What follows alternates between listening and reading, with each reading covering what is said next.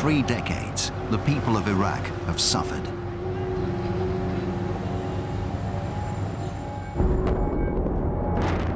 Saddam Hussein's brutal dictatorial rule ended when a US-led invasion removed him from power. Since then, Iraqis have set about rebuilding their lives.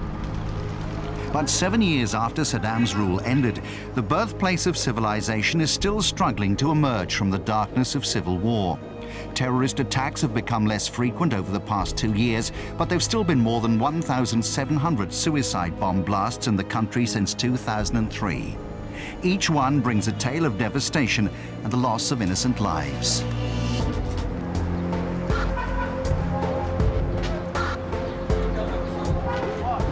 Recently, Transworld Sport visited Iraq to see what shape the country's sporting life was in.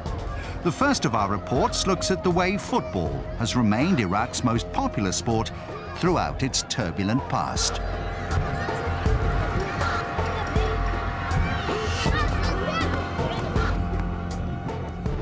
Most of the players at Al-Jawiya, or Air Force Club, one of Iraq's top sides, are too young to remember their nation's only appearance in a World Cup finals in Mexico in 1986. For them, the national team's high point is its recent success at the Asian Cup. Football united the Iraqi people after the national team's victory in the Asian Cup. It is the sport that has always united us, and it remains the most popular sport here in Iraq. Every country in the world has a passion for football, and here we are no different. For us too, every match is a major event. The triumph of the national team in the Asian Cup was a way of bringing some joy back to the people who had suffered so much. It was football, and especially that win, that restored the smile to the faces of the Iraqi people. Iraq's surprise win in the 2007 Asian Cup final sent the football-crazy population back home into a frenzy, and the players returned heroes. The country's only success in a FIFA-affiliated tournament came courtesy of a 1-0 victory over favourites Saudi Arabia.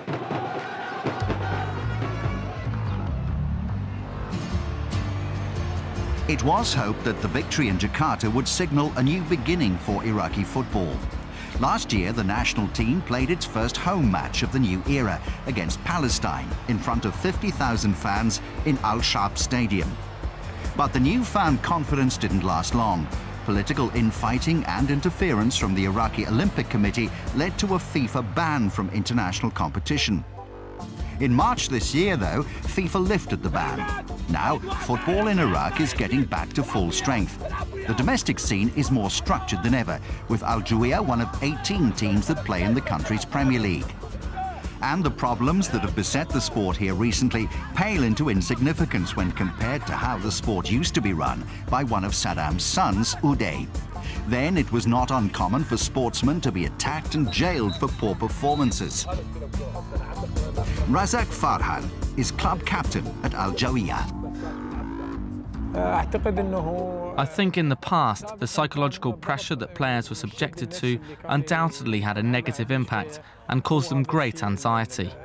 The players used to be severely punished, sometimes even beaten.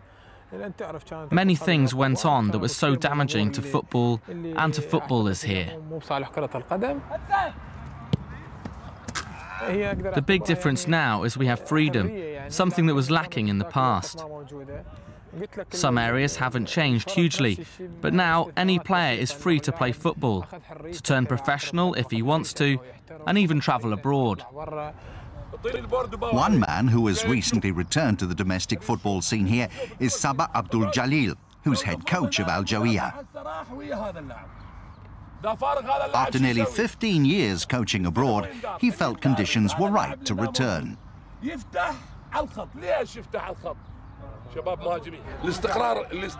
What made me come back to Iraq was the stability of the country and the improvements that have been made to it. The financial situation has also improved, and it was a combination of these changes that made me return. Abdul-Jalil is one of the country's most revered coaches and also represented Iraq as a player. His greatest moment on the pitch came in 1974, when he scored the goal that secured a 1-1 draw with then world champions West Germany.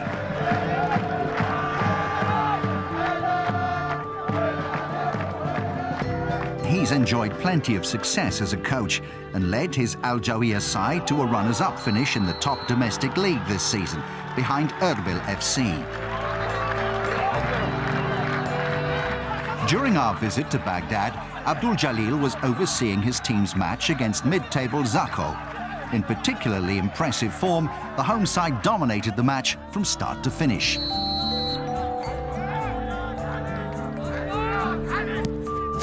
A first-half penalty gave them the lead.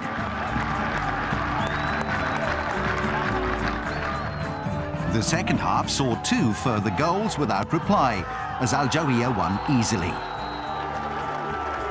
Amjad Radi's strike is one reason why there's hope for the future of the game here, even though the regular season was delayed again this year due to an upsurge in political violence. Thanks to coaches like Abdul-Jalil and national team coach Wolfgang Sidka of Germany, it would seem that on the football pitch at least, Iraq is getting better every day. God willing, I can bring back the success we had before and develop this country's players so that we can again reach the World Cup finals.